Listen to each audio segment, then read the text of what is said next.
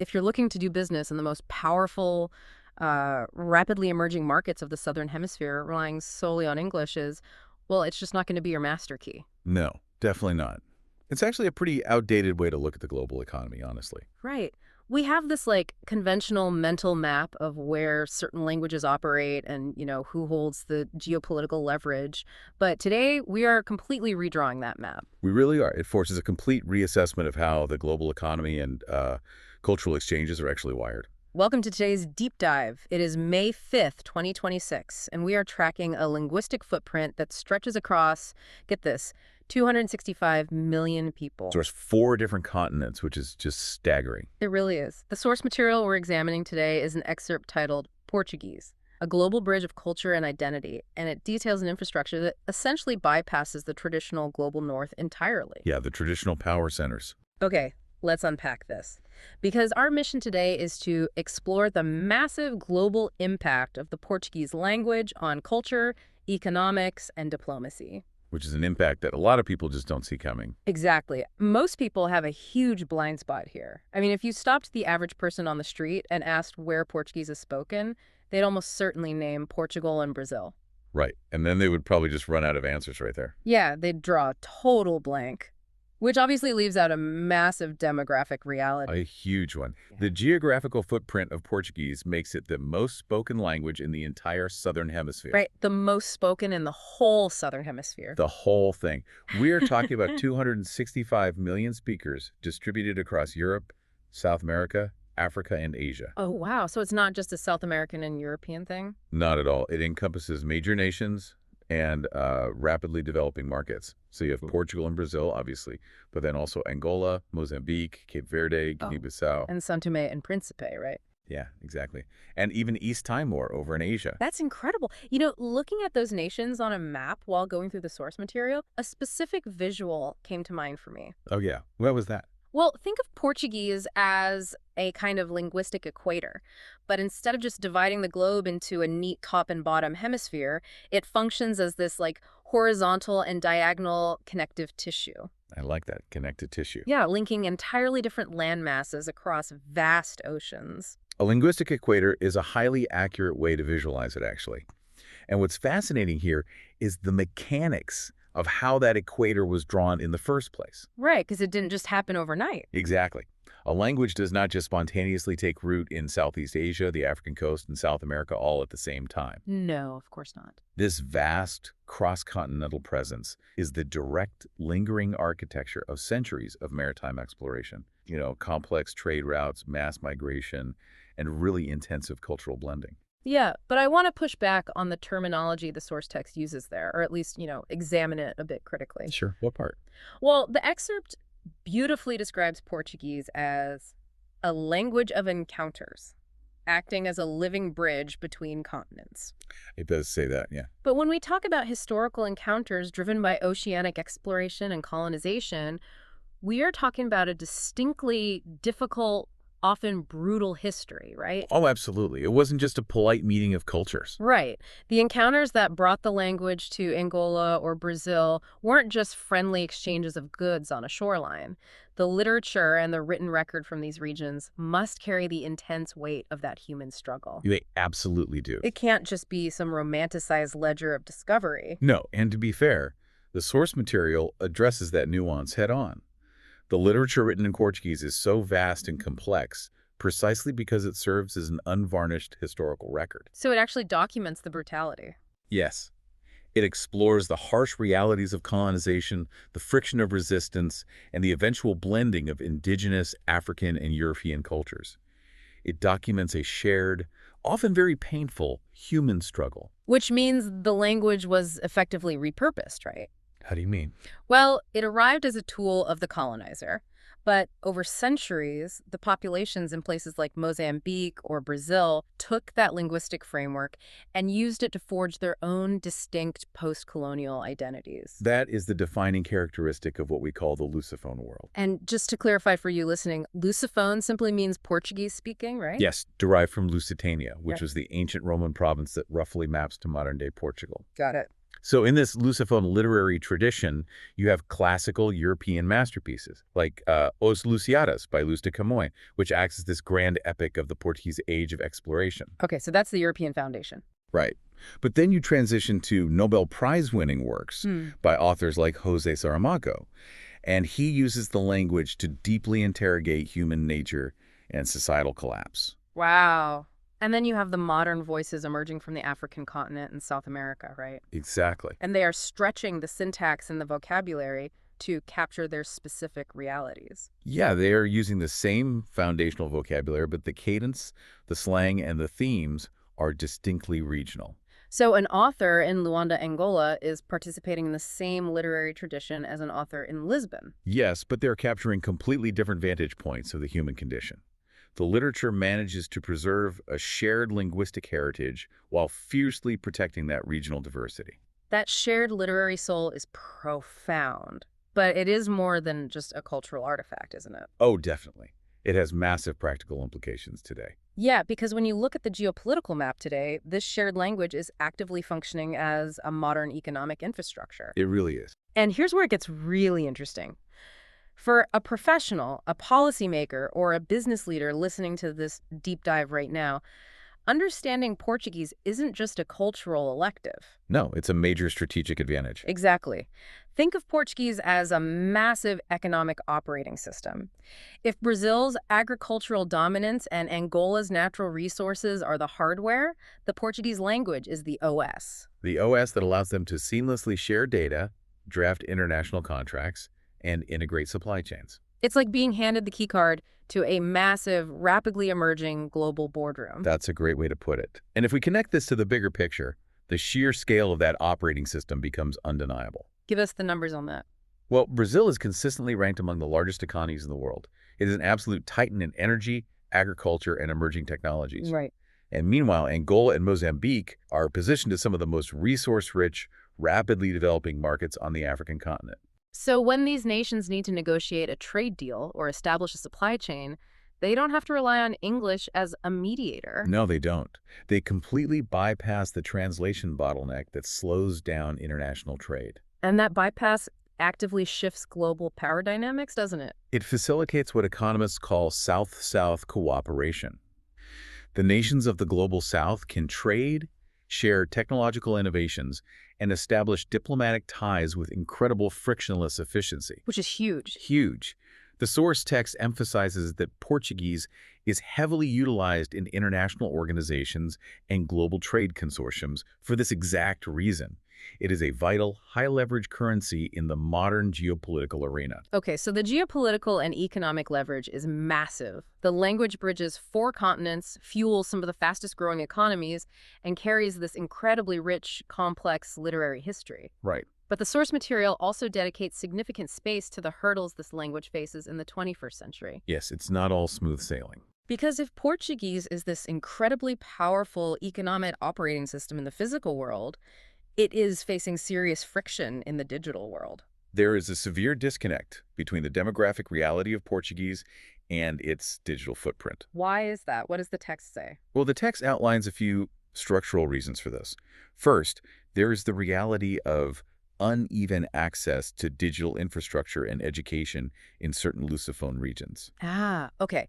So if vast populations in developing nations don't have consistent broadband access, they naturally cannot generate digital content at the same volume. Right, at least not compared to populations in North America or Northern Europe, Which makes sense.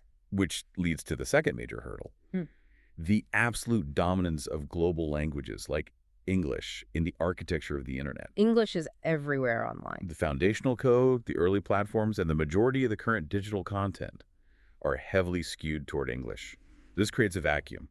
So there's comparatively limited digital content, educational software, and technical documentation available in Portuguese. Right. And that brings up a specific modern tension I was chewing on while analyzing these notes. What's that?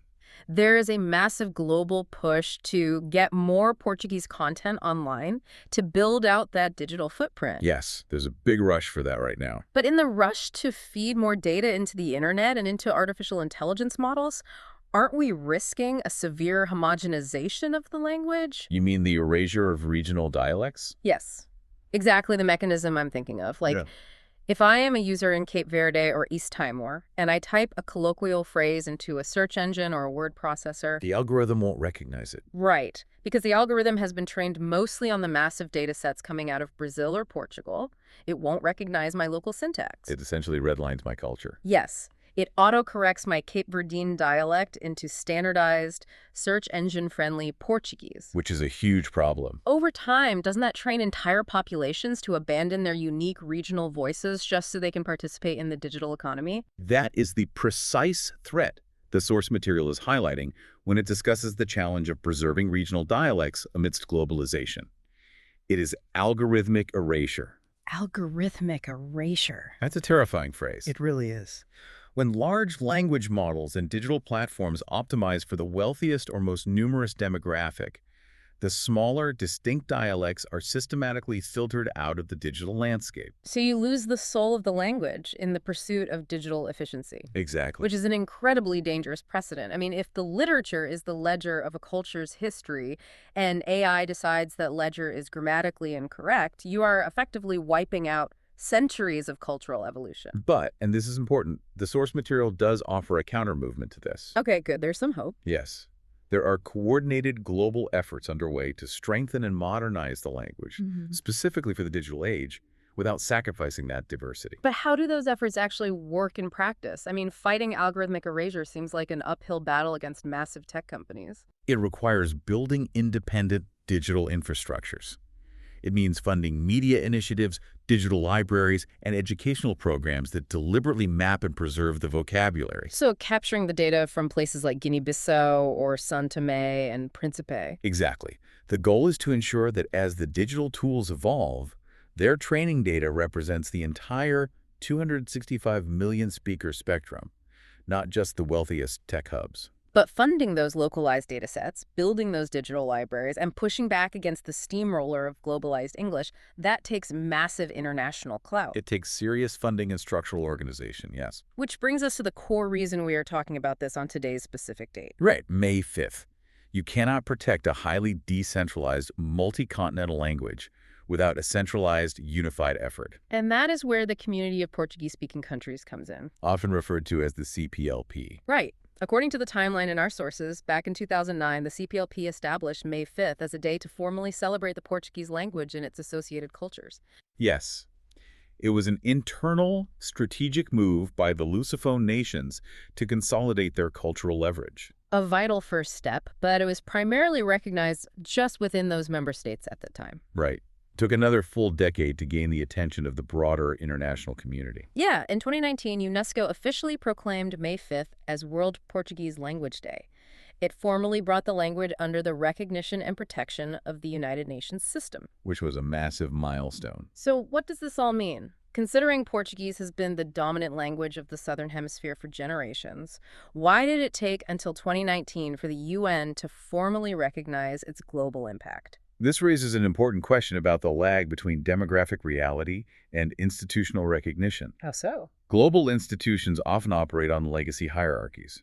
English, French, and Spanish have traditionally dominated the halls of the UN. Right, the classic big three. But by 2019, the economic explosion of the Lusophone Global South, combined with the pressing digital threats we just discussed, made it impossible to ignore. So the UNESCO proclamation was a long overdue alignment of institutional policy with geopolitical reality. Exactly. I noticed, looking at the specific objectives UNESCO laid out for this recognition, they aren't just focused on preserving grammar rules or, funding spelling bees. No, it's much bigger than that. They explicitly tie the celebration of the language to promoting global peace and facilitating cultural dialogue.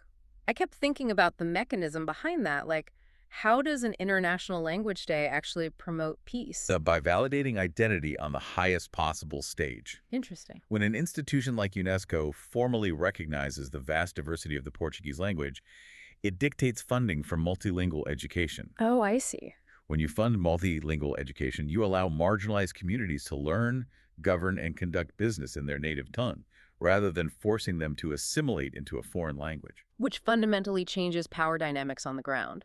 Furthermore, when you host global academic conferences and cross-cultural art showcases, which is exactly how this day is celebrated worldwide, You are building empathy. Right. You are creating a shared narrative infrastructure between nations that might otherwise have geopolitical friction. The celebrations detailed in the text sound incredibly vibrant, too. We aren't just talking about stuffy academic symposiums here. No, it's a massive cultural event. Across the globe right now, there are massive literary readings bringing poetry to the public square, music and dance performances celebrating the Afro-Brazilian roots of the language. And art exhibitions, too. Yeah, art exhibitions that trace the history from the Roman province of Lusitania all the way to modern-day Luanda. These events are deliberately designed to make the language a living, evolving entity rather than a static museum piece. Which is so important for its survival. By engaging younger generations through music, digital media, and literature, these university programs and cultural exhibitions ensure that the language continues to adapt to the 21st century. It is genuinely fascinating to imagine the sheer scale of it. I mean, all of those diverse populations across 4 different continents with entirely different climates, economies, and political systems. All tied together today by this one unbroken linguistic thread. It is the ultimate demonstration of a language functioning as a bridge. It really is. So let's zoom out and look at the actual architecture of this bridge we've explored today. Let's do it. We started by mapping a staggering overview. 265 million speakers spread across Europe, South America, Africa, and Asia. A network so vast we conceptualized it as a linguistic equator connecting the global south. We dug into the complex, often difficult history of exploration and colonization that spread the language. Right, and how authors from Luis de Camões to the modern voices of Mozambique repurposed that language to document the human struggle. Then we examined the pragmatic reality of the language functioning as an economic operating system. Allowing titans of agriculture and natural resources to bypass traditional global hierarchies and, dictate their own trade terms. And finally, we confronted the very real modern threats. The uneven digital footprint and the danger of AI and search algorithms erasing unique regional dialects in the name of standardized efficiency. All of which underscores exactly why global institutional efforts like today's UNESCO observance of World Portuguese Language Day are so vital to protecting cultural diversity. Absolutely. So for you listening right now, whether you are analyzing global supply chains, studying international relations, or just trying to be a deeply well-informed citizen of the world, understanding the footprint of Portuguese is non-negotiable. It's essential. If you want to grasp the future of global trade and diplomacy, you have to look at this specific map. It is a powerful reminder that languages aren't just a set of tools we use to convey basic information. No, they are living, breathing infrastructures that dictate how civilizations interact. They are the operating systems of human connection. And as we consider that infrastructure, especially in light of the algorithmic erasure we discussed earlier, I want to leave you with a final thought to ponder. Lay it on us. If a language is a living bridge, what happens to the underlying architecture of that bridge as we fully transition into an AI-driven digital future? Oh, that's a good question. Will the frantic push to digitize the Portuguese language ultimately unify it into one flat, standardized internet dialect? Or will artificial intelligence evolve enough to perfectly recognize, preserve, and translate the unique regional voices of all 265 million people without losing their soul in the code? That is a brilliant and honestly somewhat unsettling question to leave on. The line between preservation and erasure is razor thin right now. It really is. Well, thank you for joining us on this deep dive into the map of the Lusophone world. We hope you walk away with a fundamentally new perspective on how the globe is actually connected. Thanks for having me. Until next time, stay curious, stay informed, and keep exploring the world through knowledge.